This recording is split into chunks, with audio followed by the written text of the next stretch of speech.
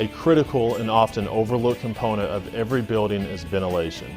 Many roofing professionals estimate that 90% of the homes in North America are improperly ventilated. This is one problem area that can be corrected when a new roof is installed.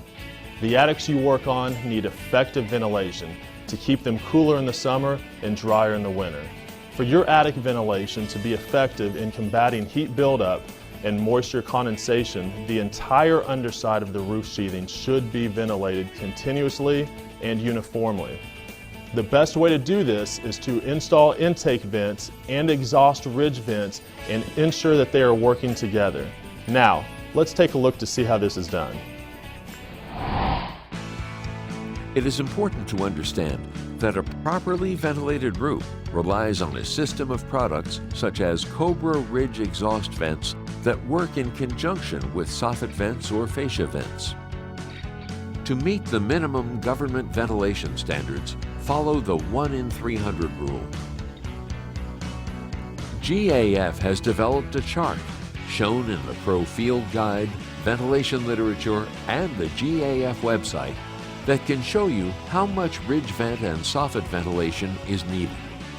For ventilation of complex and uncommon attic spaces, contact Tech Services for assistance with your calculations.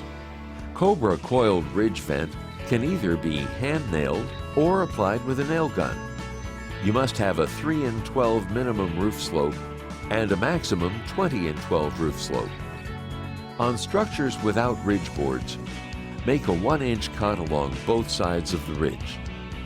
On structures with ridge boards, make a 1 3/4 inch cut on each side of the ridge. Leave 6 inches of uncut sheathing at each gable end to protect ends from wind-driven rain. Be careful to set your saw depth to cut the sheathing only. Next, cover the entire ridge with Cobra Ridge Vent. Use roofing nails to tack the vent in place. Caulk any ends together if the ridge length is longer than a roll of Cobra. Finally, install ridge caps over the Cobra Ridge Vent. Use the Cobra Smart nails supplied in the package. Do not overdrive the nails.